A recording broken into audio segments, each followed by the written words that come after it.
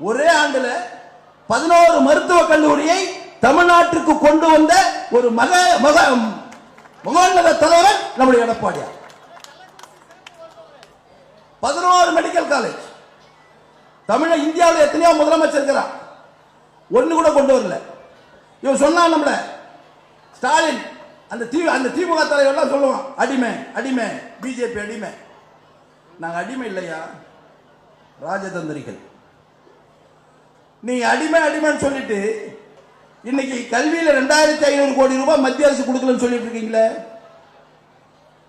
அதே மாதிரி 100 நாள் வேலை திட்டத்துக்கு 3796 கோடி ரூபாய் மத்திய அரசு கொடுக்கலன்னு பட்ஜெட்ல வருது. என்ன காரணம்? நீ ஒரு மாநில அரசுடைய முதலமைச்சர், மத்திய அரசு போயிட்டு வாங்கினல, உங்க அதிகாரி என்ன பண்றான்? நீ என்ன செஞ்ச இந்த 4 வருஷத்துல? நீ செஞ்சது இந்த 4 வருஷத்துல வருஷத்துக்கு லட்சம் ரூபாய் சொல்லிட்டு இன்னைக்கு 9,29,000 கோடி கடனோட கடன்கார மாநிலமாக இருக்கிற தமிழகத்தை உருவாக்கியவர் இன்றைய முதலமைச்சர் மு.க. ஸ்டாலின்.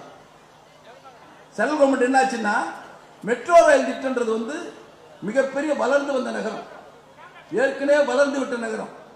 அந்த திட்டத்தை நிறைவேற்றணும்னா மக்கள் ரொம்ப சிரமப்படுவாங்க.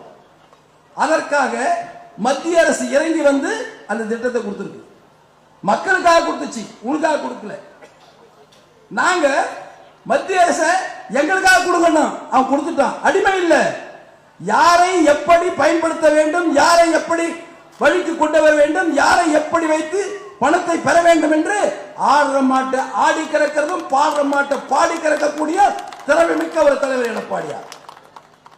உன்னால முடியலையே, சும்மா தமிழ் தமிழ் பேசிட்டு இருக்கிறிய.